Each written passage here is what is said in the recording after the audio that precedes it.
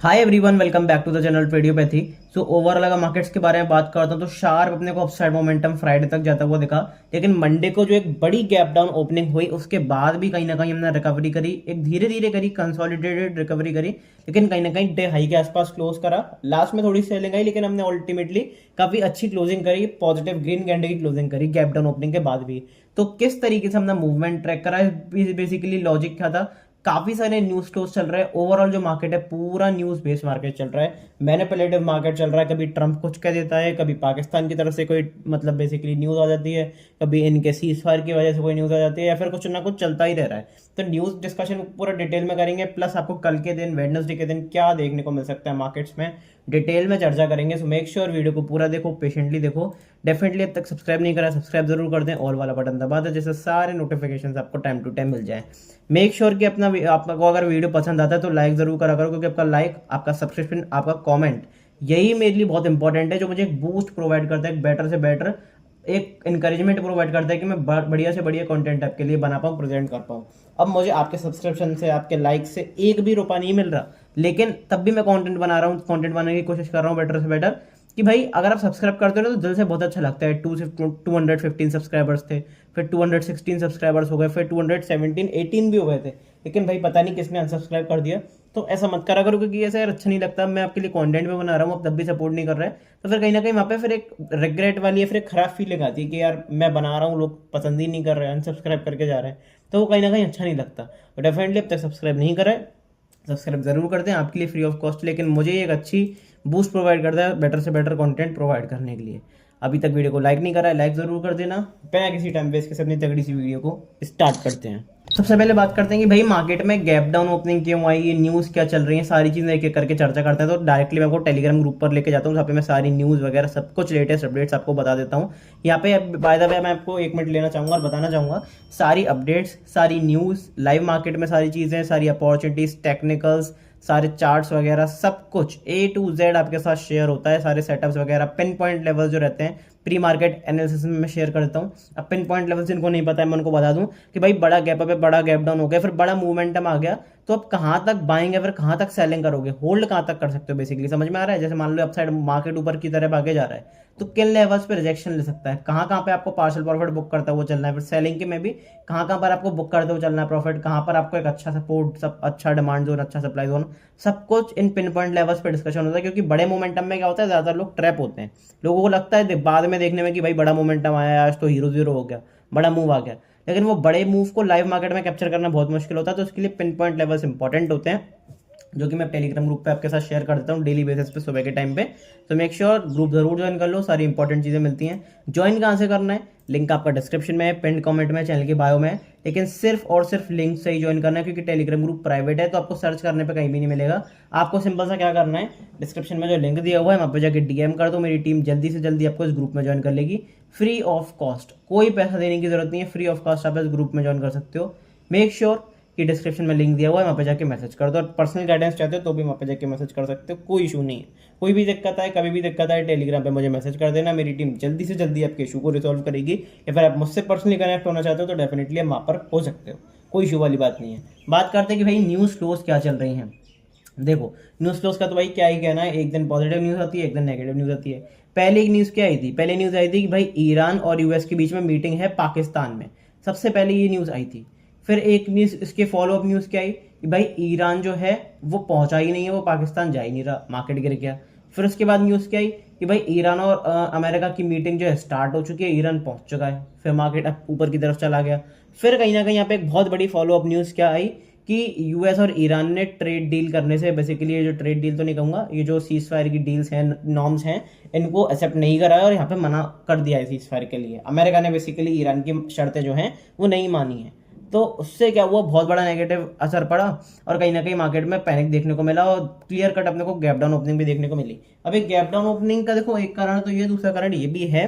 आप ये समझो कि एक न्यूज और फ्लो हुई, एक न्यूज ये फ्लो हुई कि भाई यूएस जो नेवी है वो कहीं ना कहीं अब स्ट्रेट ऑफ हॉर्मस पे जाके बैठ गई है। तो अब मुझे इसका यूज समझ में नहीं आया, और वहां पे उन्होंने क्या करा है कि वहां पे जाके वो बैठ गए और वहां पे ब्लॉक कर दिया, जो चैनल है उसे ब्लॉकेट कर दिया। ब्लॉकेट अपन कहते हैं मतलब कि उस चैनल के ना तो उधर एक साइड को जाएगा ना दूसरी साइड को जाएगा। इससे देखो एक ये चीज हुई कि जो ईरान अपना टोल कलेक्ट कर रहा था, ईरान अपना टोल कलेक्ट नहीं कर पाएगा। लेकिन टेक्निकली, लॉजिकली अगर आप देखोगे तो ऐसे किसी को फायदा हुआ? कुछ भी फायदा नहीं हुआ। लड़ाई चल रही थी भाई स्ट्रेट ऑफ हॉर्मस से ऑयल कैसे पास कराना है, तो ऑयल तो अब भी पास नहीं हो रहा। प्लस जितने भी खाली वेसल्स थे, यूएस नेवी ने उन्हें ऑर्डर दे दिए कि जाओ भाई आप लेके आओ वेनेजुएला से अपना ऑयल जो टैंकर है वो भर के लाओ और वहां पे अपने देशों को बेचो। अब भाई इसका आप रीजन बताओ। ईरान से अगर आप ऑयल मंगाते हो तो आपको लगते हैं 15 दिन, 16 दिन, 10 दिन। अगर आप वेनेजुएला से ऑयल मंगाते हो तो आपको लगते हैं 45 डेज। तो उसका खर्चा कौन देगा? उसका टाइम कंजप्शन कौन देगा? उसका जिम्मेदार कौन होगा? क्या यूएस होगा? क्या जो नेशंस हैं वो जो मंगा रहे हैं तेल वो होंगे, या फिर ईरान होगा? कौन होगा? डेफिनेटली यूएस होगा।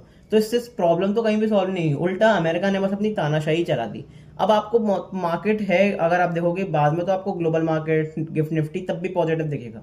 इसका रीजन क्या है? इसका सबसे बड़ा रीजन ये है कि यूएस मीडिया ने, जो यूएस मीडिया की बात कर रहा हूँ, ट्रम्प, यूएस मीडिया, पूरे यूएस चैनल जो हैं, उन्होंने ये दावा करा है कि जो ईरान है वो यूएस को अपने जो बेसिकली यूरेनियम न्यूक्लियर प्लांट जो हैं उनको देने से मान गया है। उनको मतलब एक्सेप्ट कर लिया ईरान ने कि भाई वो जो यूरेनियम उसने डेवलप करा है पिछले 40 सालों में, 30 सालों में, अभी भी डेवलप नहीं हुआ है, कुछ साल अभी भी लगेंगे। तो ईरान उसे देने से मान गया है कि ओ भाई अमेरिका को हैंड ओवर कर देगा वो सारी चीजें, यूरेनियम वगैरह। अब आप मुझे एक चीज बताओ, इस युद्ध का फिर बेसिस क्या हुआ? इस वॉर का बेसिस क्या हुआ? अगर उसे देना होता तो वो पहले ही दे देता। अब भाई नॉर्मल सी बात है, जब ये पॉजिटिव न्यूज आई तो बिटकॉइन आपको पंप होता हुआ देखा, गिफ्ट निफ्टी आपको पंप होता हुआ देखा, ग्लोबल मार्केट्स आपको पंप होते हुए देखे। मेटल्स में बात करता हूँ, कमोडिटीज में बात करता हूँ, तो कमोडिटीज में आपको शार्प अप बाइंग दिखी, स्पेशली सिल्वर और गोल्ड में। और क्रूड ऑयल वहां पे टूट गया, क्योंकि क्रूड ऑयल के लिए नेगेटिव है अगर युद्ध रुक जाएगा, क्योंकि बेसिस ही यही है वॉर का। तो क्रूड ऑयल आपको शार्प यहाँ पे सेल ऑफ देखने को मिला। इसीलिए ही आपको धीरे धीरे जो इंडियन मार्केट्स में है वो लोअर लेवल से बाइंग देखने को मिली। ये एक पार्टिकुलर रीजन था इस चीज का। अब भाई अब क्या करना है? मोस्ट प्रोबेबली भाई, जितना अब मैं ग्लोबल मार्केट्स के बारे में समझ पा रहा हूँ, यहाँ पे फिर दोबारा कोई नेगेटिव न्यूज आएगी और मार्केट को पंप एंड डंप करा जाएगा। पंप तो ऑलरेडी मार्केट ने कर दिया है, लेकिन अब डंप किस एरिया से करेंगे, कौन सा एरिया इंपॉर्टेंट रहेगा, फेक ब्रेकआउट के बाद करेंगे, पहले बायर्स को इन्वाइट करके करेंगे, या फिर डायरेक्टली हम गैप डाउन के साथ खुलेंगे? सब कुछ एक एक करके मैं चार्ट के ऊपर शेयर करता हूँ। लेकिन भाई एक बार कमेंट बॉक्स में जरूर बताना, ये हर वीडियो में जो मैं न्यूज़ के बारे में, न्यूज़ बेस्ड चीज़ें बता रहा हूँ, वो आपके लिए इंपॉर्टेंट है कि नहीं, आपको अच्छी लग रही है कि नहीं। इंपॉर्टेंट तो है, आपको अच्छी लग रही है कि नहीं, डिस्कस करना चाहिए कि नहीं, एक बार अपना फीडबैक कमेंट बॉक्स में भी जरूर दे देना पॉज करके। ठीक है, तो बात करते हैं भाई चार्ट्स पे क्या देखने को मिल रहा है। टॉप डाउन एनालिसिस अपना रहेगा कि पहले वीकली टाइम फ्रेम पे, फिर डेली टाइम फ्रेम पे, फिर इंट्राडे में किस तरीके से प्ले कर सकते हो, सब कुछ एक एक करके चार्ट्स पे डिस्कस करते हैं। अब ये सारा सिनेरियो वीकली टाइम फ्रेम पे मैंने डिटेल में, मंथली टाइम फ्रेम पे भी, वीकली टाइम फ्रेम पे भी डिटेल में डिस्कस करा है ये माय पर्सनल गेम प्लान वाली वीडियो में। मेक श्योर कि इस वीडियो को जरूर देखो, आई बटन पे मैं लिंक कर दे रहा हूँ, इस वीडियो के बाद जरूर देख लेना, क्योंकि अभी भी ये वीक इंटैक्ट है। वेडनेसडे, थर्सडे, फ्राइडे 3 दिन अपने बचे हुए हैं, तो काफी इंपॉर्टेंट आपको वो वीडियो लगेगी और काफी सारी चीजें आपको सीखने को मिलेगी कि भाई अब किस एरिया के आसपास क्या अपॉर्चुनिटी बन सकती है। हालांकि मैं एक बार दोबारा बताना चाहूंगा कि वीकली टाइम फ्रेम पे अपने को क्या देखने को मिल रहा है, हमने डिस्कस भी करा था। हमने को क्या देखने को मिला था, 1 2 3 4 5, 5 रेड कैंडल्स देखने को मिली है। उसके बाद मैंने बताया था कि भाई कहीं ना कहीं पॉसिबिलिटी होती है, प्रोबेबिलिटी होती है, लॉ ऑफ एवरेज वाली बात होती है कि अगली कैंडल अपने को ग्रीन कैंडल देखने को जरूर मिल सकती है। अब ग्रीन कैंडल देखने को मिली, लेकिन यहां से फिर कहीं ना कहीं मैंने इस कैंडल का भी आपको कहीं ना कहीं एनालिसिस बताया था कि ये बड़ी कैंडल आपको देखने को इसलिए मिल सकती है क्योंकि आप अगर एक चीज देखोगे तो अपने को पैराबोलिक सेलिंग देखने को मिली, शार्प सेलिंग देखने को मिली। लेकिन ये जो लास्ट की 2 रेड कैंडल थी, यहाँ पे कहीं ना कहीं सेलिंग थोड़ी सी स्लो डाउन हुई, सेलर्स का थोड़ा सा कॉन्फिडेंस गया कहीं ना कहीं, मतलब सेलर्स का ऐसा था कि भाई इतना मार्केट गिर चुका है, इतना करेक्ट हो चुका है, तो कहीं ना कहीं प्रॉफिट बुक कर लेना चाहिए। तो वहां से प्रॉफिट बुकिंग भी सेलर्स में दिखाई दी। और जब यहाँ पे ग्रीन कैंडल दिखाई दी तो मैंने आपको बताया था कि इसके हाई के ऊपर अपने को अगर पॉजिटिव कैंडल की क्लोजिंग मिलती है तो हम एक इंटरेस्टिंग प्राइस एक्शन बनाएंगे, जो कि अपना होगा morning doji star pattern. Morning doji star pattern क्या होता है कि भाई लगातार 3-4 रेड कैंडल अपने को बनती हुई देखें, 5 कैंडल मिल गई, फिर उसके बाद एक ग्रीन कैंडल, डोजी कैंडल, और उसके हाई के ऊपर अपने को क्लोजिंग देखने को मिली। अब प्रॉपर अपने को सेटअप देखने को मिल चुका है बुलिश। तो क्या यहाँ से एक रिवर्सल शार्प आ सकता है, सेलिंग नहीं आ सकती? ऐसा बिल्कुल भी नहीं है। देखो मैं आपको एक एक करके सारी चीजें डिस्कस करूंगा कि ये एरिया, ये प्राइस एक्शन इंपॉर्टेंट क्यों है। अभी मार्केट में चल रही है भाई टॉप पर मैनिपुलेशन।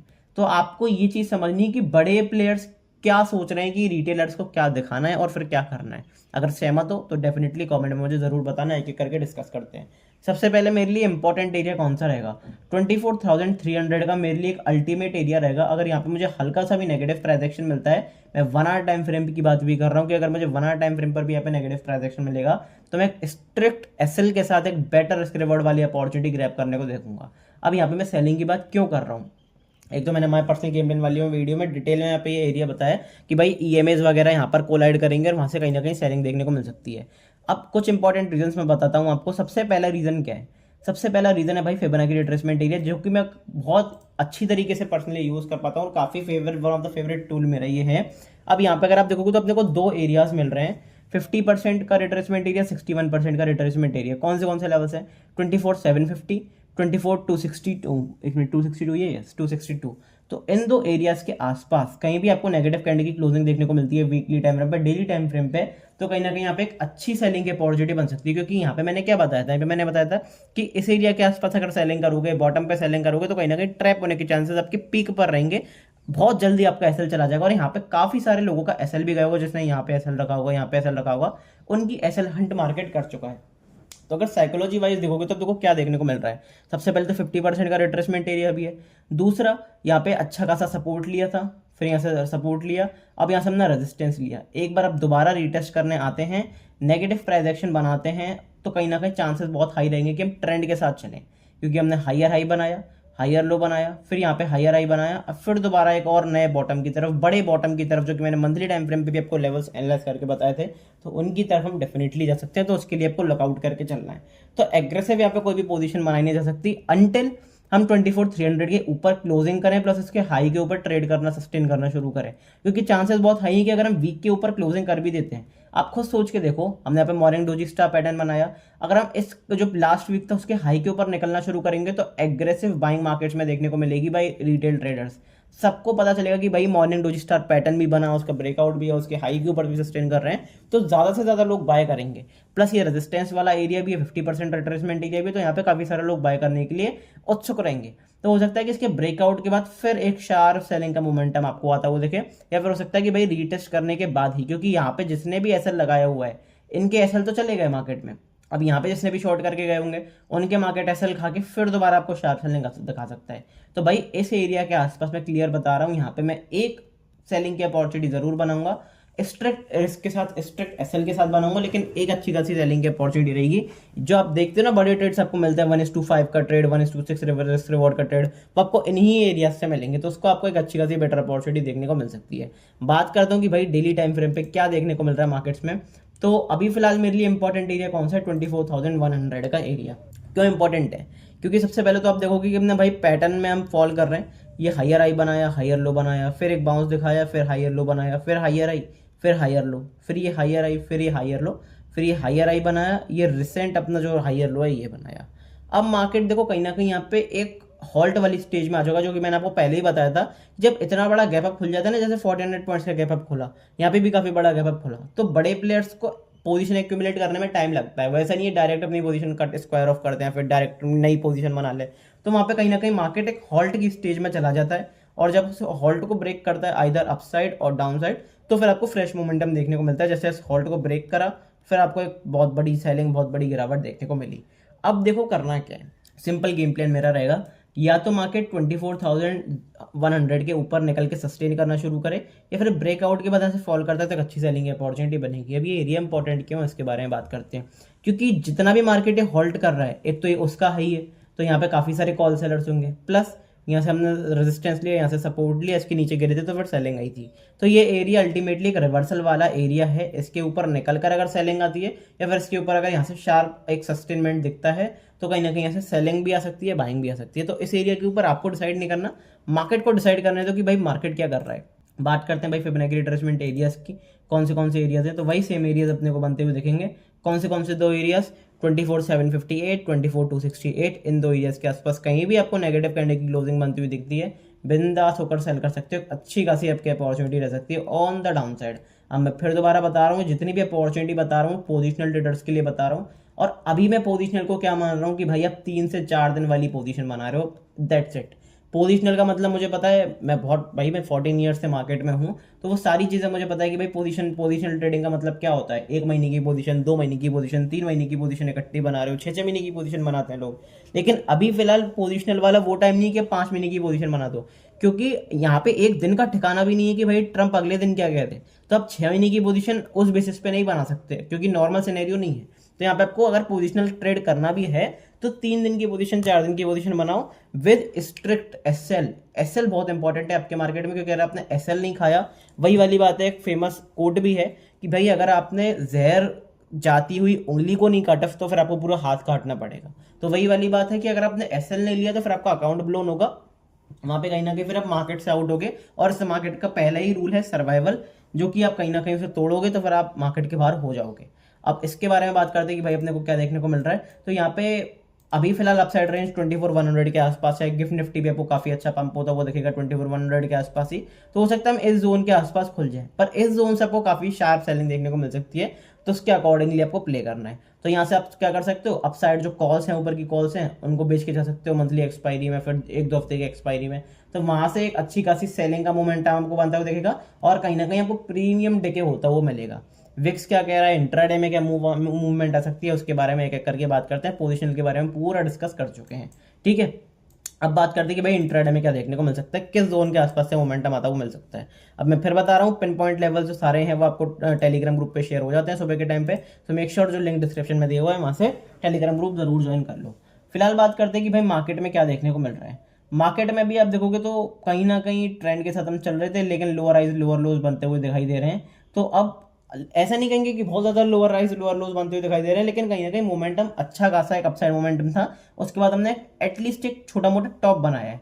तो सबसे पहले बात करते हैं कि भाई बाइंग कहाँ पे आ सकती है, उसके बारे में बात करते हैं। बाइंग के लिए आपको इस हाई को तोड़ना पड़ेगा, और मोस्ट प्रोबेबली हम इस हाई के ऊपर ही खुलेंगे, जो कि अपना एरिया है 24,075। 24,075 के ऊपर निकलने से काम नहीं चलेगा। इस एरिया के ऊपर अपने को अगर पॉजिटिव कैंडल की क्लोजिंग देखने को मिलती है 15 मिनट टाइम फ्रेम पे, बिंदास होकर बाइंग कर सकते हैं। एक अच्छी अपॉर्चुनिटी आपकी हो सकती है, डेफिनेटली एक बढ़िया मोमेंटम आपको बनता हुआ देख सकता है इस एरिया के ऊपर अगर हम निकलना शुरू करते हैं, क्योंकि कहीं ना कहीं अपना रिसेंट हाई है ये मार्केट्स का। यहाँ से भी कई बार हमने कंसोलिडेट करा है इस पूरे जोन के आसपास, तो एक बार इस जोन के आसपास निकलेंगे, इस जोन के ऊपर निकलेंगे, तो फिर 150-200 पॉइंट का आपको क्लीन मोमेंटम जरूर आपको इंट्राडे बेसिस पर भी आता हुआ दिख सकता है। लेकिन येस, इस मार्केट में रिवर्सल शार्प आता है, तो आपको कहीं ना कहीं अपना एसएल ट्रेल करता हुआ चलना पड़ेगा। सेलिंग की बात करता हूँ कि भाई सेलिंग का मोमेंटम कहाँ पे आ सकता है। तो सेलिंग का मोमेंटम आपका सबसे नीचे आएगा भाई इस जोन के नीचे, जो कि अपना है 24,900। 24,900 के नीचे अगर हम जब तक बियरिश हैं, एक बार निकलना शुरू करते हैं फ्रेश, तो फिर नेगेटिव कैंडल की क्लोजिंग की जरूरत पड़ेगी, और अगर वो मिलती है बिंदास होकर सेल कर सकते हो। क्यों? क्योंकि यहाँ से हमने रेजिस्टेंस लिया, यहाँ से रेजिस्टेंस लिया, यहाँ से पीछे भी देखोगे रेजिस्टेंस लिया, पीछे देखोगे सपोर्ट भी लिया। तो अल्टीमेटली जो प्राइस है वो अच्छी तरीके से एक्ट कर रहा है, और कहीं ना कहीं अगर इसके नीचे निकलते हैं बिंदास होकर आपको सेलिंग का मोमेंटम जरूर एग्रेसिव मोमेंटम बनता वो देख सकता है। ये मैं सिनेरियो बता रहा हूँ कि हम एक छोटे मोटे गैप अप के साथ खोल सकते हैं। अगर गैप डाउन के साथ खोलते हैं, कुछ और चीज़ें चेंज होती हैं, तो फिर आपको टेलीग्राम ग्रुप पे सारी चीज़ें शेयर हो जाएंगी। अच्छा, बात करता हूँ कि भाई बाइंग और कहाँ सकती है। बेशक हम नेगेटिव ट्रेंड में हैं अगर बड़े टाइम फ्रेम पे देखोगे, लेकिन अभी फिलहाल अभी हम क्या कर रहे हैं, अभी हम इंट्राडे बेसिस पर ट्रेंड शिफ्ट कर चुके हैं। तो इंट्राडे बेसिस पर अगर ट्रेंड शिफ्ट कर चुके हैं, तो फिर अगर मार्केट स्ट्रक्चर शिफ्ट हो चुका है, तो कहीं ना कहीं अपने को अपॉर्चुनिटी भी उसी के हिसाब से देखनी पड़ेगी।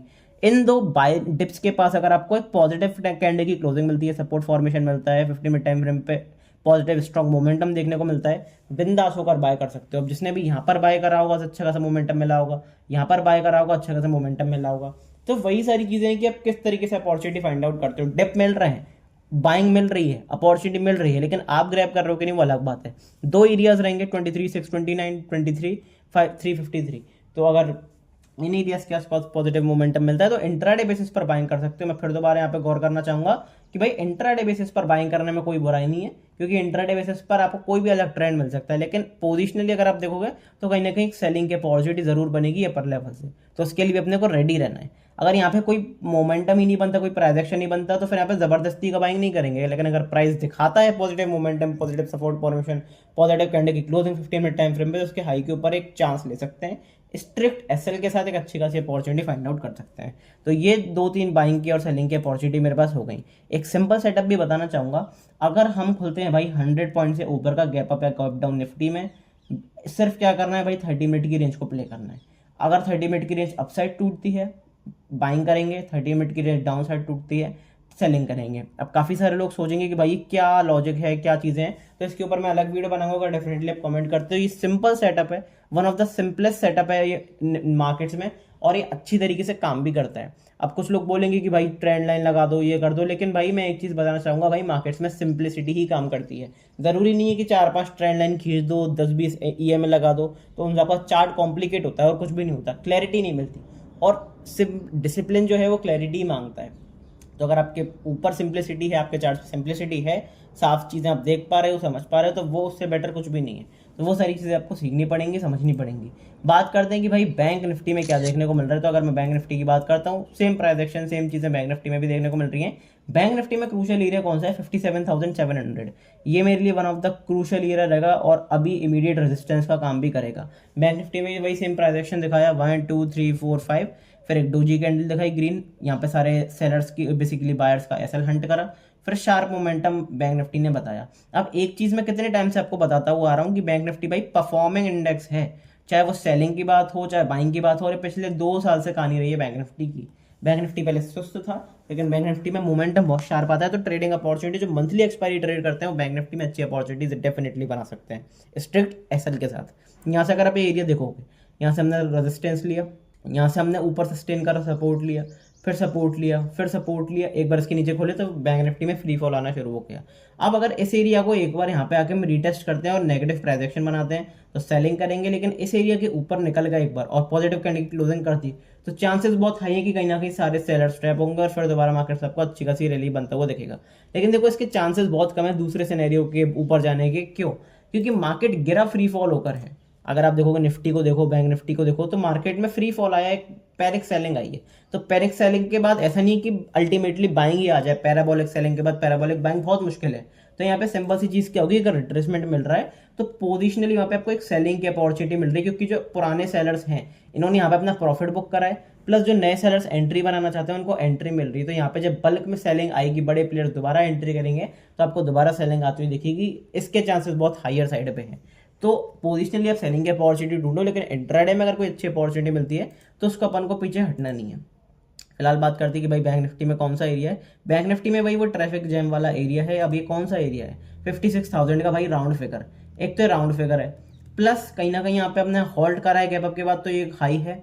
यहाँ से हमने रेजिस्टेंस लिया, यहाँ से हमने कहीं कहीं सपोर्ट लिया, फिर यहाँ से रेजिस्टेंस लिया, फिर यहाँ से रेजिस्टेंस लिया, फिर यहाँ से सपोर्ट लिया। तो प्राइस बहुत अच्छी तरीके से एक्ट कर रहा है। एक बार इस एरिया के ऊपर निकल जाए, पॉजिटिव कैंडल की क्लोजिंग कर दें, लेकिन सिर्फ क्लोजिंग से काम नहीं चलेगा, हाई टूटना बहुत जरूरी है, क्योंकि अगर हाई नहीं टूटा तो फिर कहीं ना कहीं रिटेल ट्रेडर्स ट्रैप हो जाएंगे और अगर वहां से सेलिंग आती है तो फिर आपको नए लोज बनते हुए दिखेंगे।